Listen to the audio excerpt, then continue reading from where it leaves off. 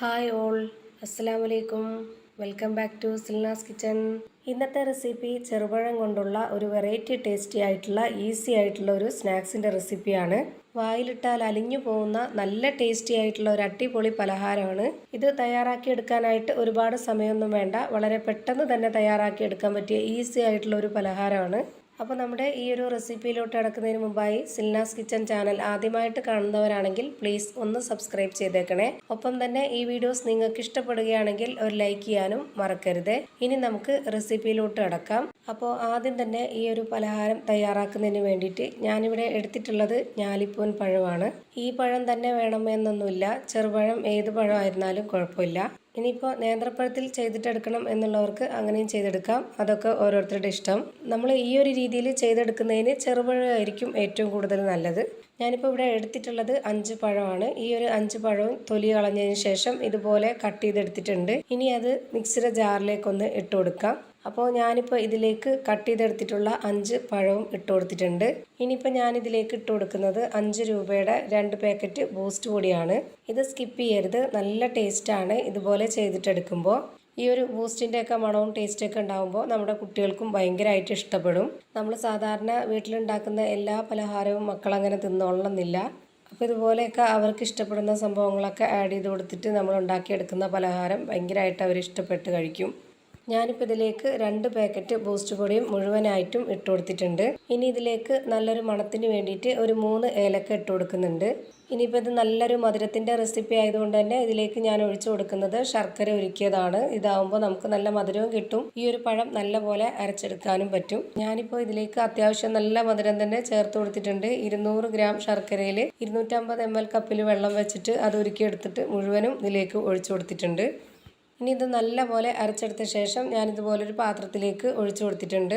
ഞാനിപ്പോൾ ഇത് മുഴുവനായിട്ടും ഈ ഒരു പാത്രത്തിൽ തന്നെ ഒഴിച്ചു കൊടുത്തിട്ടുണ്ട്. ഇനി അടുത്തതായിട്ട് ഞാനിവിടെ എടുത്തിട്ടുള്ളത് പൊട്ടുകടലയാണ്. 250 ml കപ്പിൻ്റെ അളവിൽ 1/4 കപ്പ് പൊട്ടുകടലയാണ് ഇതുപോലെ ചെറിയൊരു ജാറിലേക്ക് ഇട്ട് കൊടുത്തിട്ടുള്ളത്.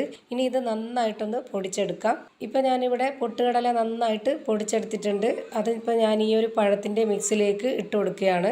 നന്നായി പൊടിച്ചെടുത്തിട്ടുള്ള ഈ ഒരു പൊടി മുഴുവനായിട്ടും ഇതിലേക്ക് ഇട്ട് കൊടുത്തിട്ടുണ്ട്. ഇനി അടുത്തതായിട്ട് ഇതിലേക്ക് ഇട്ട് കൊടുക്കുന്നത് 1/2 കപ്പ് അളവിൽ വറുത്ത അരിപ്പൊടിയാണ്. അരിപ്പൊടി വറുത്തതായാലും വറുക്കാത്തതായാലും കുഴപ്പമൊന്നുമില്ല. ഇനി അടുത്തതായിട്ട് ഇതിലേക്ക് വേണ്ടത് ചിരകിയ തേങ്ങയാണ്. ഞാനിപ്പോൾ ഇവിടെ എടുത്തിട്ടുള്ളത് 250 ml കപ്പിൻ്റെ അളവിൽ 1 കപ്പ് ചിരകിയ തേങ്ങയാണ് ഇതിലേക്ക് ഇട്ട് കൊടുക്കുന്നത്. ഇനി ഇത് നന്നായിട്ടൊന്ന് ഇളക്കി യോജിപ്പിച്ച് കൊടുക്കാം. ഇതിലേക്ക് ഇനി വേറെ വെള്ളമൊന്നും ഒഴിച്ചു കൊടുക്കേണ്ട ആവശ്യമില്ല. ഇതിലിപ്പോൾ മധുരം മാത്രമേ ഇട്ട് കൊടുത്തിട്ടുള്ളൂ. ഈ ഒരു മധുരത്തിനെ ഒന്ന് ബാലൻസ് ചെയ്യാനായിട്ട് ഒരു നുള്ളു ഉപ്പും കൂടെ ഇട്ട് കൊടുക്കുന്നുണ്ട്. എന്നാൽ മാത്രമേ നമ്മുടെ ഈ ഒരു പലഹാരം നല്ലൊരു ടേസ്റ്റായിട്ട് കിട്ടുള്ളൂ. ഒട്ടും തന്നെ കട്ടകളൊന്നും കെട്ടാതെ നല്ല രീതിയിൽ നന്നായിട്ട് മിക്സായി കിട്ടണമെന്നുണ്ടെങ്കിൽ ഇതുപോലൊരു വിസ്ക് വെച്ചിട്ട് ചെയ്തെടുക്കുമ്പോൾ തന്നെ നല്ലത്. അതുകൊണ്ട് ഞാൻ ഈ ഒരു വിസ്ക് വെച്ചിട്ടാണ് നന്നായിട്ട് ഇളക്കി യോജിപ്പിച്ച് കൊടുത്തിട്ടുള്ളത്. അപ്പോൾ നമ്മുടെ ഈ ഒരു മാവിൻ്റെ ഇനി കറക്റ്റ് പരുവൊന്ന് കാണിച്ചു തരാം. ഇപ്പോൾ ദാ ഇതുപോലെ കോരി എടുക്കുമ്പോൾ ഈ ഒരു പരുവത്തിൽ ഈ ഒരു കട്ടിയിലാണ് റെഡിയാക്കി എടുക്കേണ്ടത്.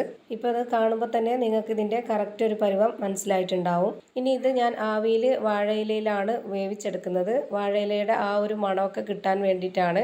ബൂസ്റ്റും പഴമൊക്കെ ചേർത്തിട്ട് നമ്മൾ ഇതുപോലെ വാഴയിലയിൽ ചെയ്തിട്ടെടുക്കുമ്പോൾ ഭയങ്കര ഒരു വെറൈറ്റി ടേസ്റ്റാണ്. അപ്പോൾ ഞാനിതുപോലെ വാഴയില എടുത്തിട്ട് അത് തീയിലൊന്ന് വാട്ടിയിട്ടാണ് എടുത്തിട്ടുള്ളത്. അപ്പോൾ നമുക്കിതുപോലെ മടക്കാനായിട്ട് ബുദ്ധിമുട്ടുണ്ടാവില്ല. അല്ലാന്നുണ്ടെങ്കിൽ പെട്ടെന്ന് കീറിപ്പോവും. ഞാനിപ്പോൾ ഈ ഒരു ഇലയിൽ കുറച്ച് നെയ്യൊന്ന് സ്പ്രെഡ് ചെയ്ത് കൊടുത്തിട്ടുണ്ട്. എന്നിട്ട് ഇതുപോലെയാണ് മടക്കിയെടുക്കുന്നത്. ഇതേപോലെ തന്നെ ചെയ്തെടുക്കണമെന്നൊന്നുമില്ല, അതൊക്കെ ഓരോരുത്തരുടെ ഇഷ്ടത്തിനനുസരിച്ച് ചെയ്തിട്ടെടുക്കാം. ഞാനിപ്പോൾ ഇത് കാണാനൊരു ഭംഗിക്ക് വേണ്ടിയിട്ടാണ് ഈ ഒരു രീതിയിൽ ചെയ്തിട്ടെടുക്കുന്നത്. ഇനി ഇതിലേക്ക് കുറച്ച് മാവ് ഇട്ട് കൊടുക്കാം. ഒരുപാട് മാവ് ഇട്ട് കൊടുക്കരുത്, അപ്പോൾ ഒരു കറക്റ്റ് ഷേപ്പ് കിട്ടത്തില്ല. ഇതുപോലെ കുറച്ച് മാവ് ഇട്ട് കൊടുത്തതിന് ശേഷം അതിന് ആ ഒരു താഴത്തെ ഭാഗത്തോട്ടൊക്കെ വരാൻ വേണ്ടിയിട്ട് ഇതുപോലെ സ്പൂൺ കൊണ്ടൊന്ന് കറക്റ്റ് ചെയ്ത് കൊടുക്കുകയോ അല്ലാന്നുണ്ടെങ്കിൽ കയ്യിൽ ഇതുപോലെ വെച്ചിട്ട് ഒന്ന് ചെറുതായിട്ട് തട്ടി താഴോട്ടാക്കി കൊടുക്കുകയോ ചെയ്യാം. എന്നിട്ട് ഇതുപോലെ ഈ ഒരു ഇലയുടെ ഈ ഒരു ഭാഗം ഒന്ന് മടക്കി കൊടുക്കാം. അപ്പോൾ നമുക്കിത് ഒലിച്ചു പോവാതെ നല്ല വൃത്തിയായിട്ട് ഇത് വെന്ത് കിട്ടും. അപ്പോൾ ഇതാ ഞാൻ ഇതുപോലെയാണ് റെഡിയാക്കി എടുത്തിട്ടുള്ളത്. ഇനി ഞാൻ ഇതുപോലെ ഇടിയപ്പത്തിൻ്റെ ആ ഒരു ഹോളുള്ള പാത്രത്തിൽ ഇതുപോലെ വെച്ച് കൊടുക്കുന്നുണ്ട്. ഇതേപോലെ തന്നെ എല്ലാ വാഴയിലയിലും കുറച്ച് നെയ്യൊന്ന് സ്പ്രെഡ് ചെയ്ത് കൊടുത്തതിന് ശേഷം ഈ ഒരു ലെവലിൽ മടക്കിയെടുത്തിട്ട് ഇതിനുള്ളിലേക്ക് കുറച്ച് മാവിട്ട് കൊടുത്തതിന് ശേഷം ഇതിൻ്റെ ഈ ഒരു അറ്റ ഭാഗം കൂടി ഇതുപോലെ ഒന്ന് മടക്കി കൊടുത്തിട്ട് ഇതുപോലെ വെച്ച് കൊടുക്കുന്നുണ്ട്. നമ്മളിത് വേവിച്ചെടുക്കുമ്പോൾ പുറത്തോട്ട് പോവാത്ത രീതിയിൽ വേണം ഇതുപോലെ വെച്ച് കൊടുക്കാനായിട്ട്. എന്നിട്ട് നമുക്കിതെല്ലാം ഒരു ഇഡ്ഡലി ചെമ്പിൽ വെള്ളം വെച്ചതിന് ശേഷം ഈ ഒരു അരിപ്പ് പാത്രം അതിനുള്ളിലേക്ക് ഇറക്കി വെച്ചിട്ട് ഇതൊന്ന് അടച്ചു വെച്ച് വേവിച്ച് കൊടുക്കാം. ഒരു 20 മിനിറ്റ് സമയം മതിയാവും ഇതൊന്ന് വെന്ത് കിട്ടാനായിട്ട്. അപ്പോഴേക്ക് നമ്മുടെ അടിപൊളി ടേസ്റ്റി ആയിട്ടുള്ള കിടിലൻ ഒരു പലഹാരം ഇവിടെ റെഡിയായി കിട്ടും. അപ്പോൾ ദാ ഇത്രയേ ഉള്ളൂ ഇന്നത്തെ നമ്മുടെ അടിപൊളി ടേസ്റ്റി ആയിട്ടുള്ള വായിലിട്ടാൽ അലിഞ്ഞു പോകുന്ന നല്ല ടേസ്റ്റി ആയിട്ടുള്ള ഒരു പലഹാരം റെഡിയായി കഴിഞ്ഞു. ഇത്രയേ ഉള്ളൂ ഇന്നത്തെ വീഡിയോ ഇഷ്ടമായാൽ ലൈക്ക് ചെയ്യാനും കമൻറ്റ് ചെയ്യാനും ഷെയർ ചെയ്യാനും മറക്കരുത്. ഞാനിടുന്ന പുതിയ വീഡിയോസ് നോട്ടിഫിക്കേഷനായിട്ട് കിട്ടുന്നതിന് വേണ്ടി സബ്സ്ക്രൈബ് ചെയ്ത് ബെല്ലൈക്കൺ അമർത്തി അതിൽ ഓൾ എന്ന ഓപ്ഷൻ എനേബിൾ ചെയ്ത് കൊടുക്കാനും മറക്കരുത്. പുതിയൊരു വീഡിയോയുമായി വീണ്ടും വരും. Thank you for watching.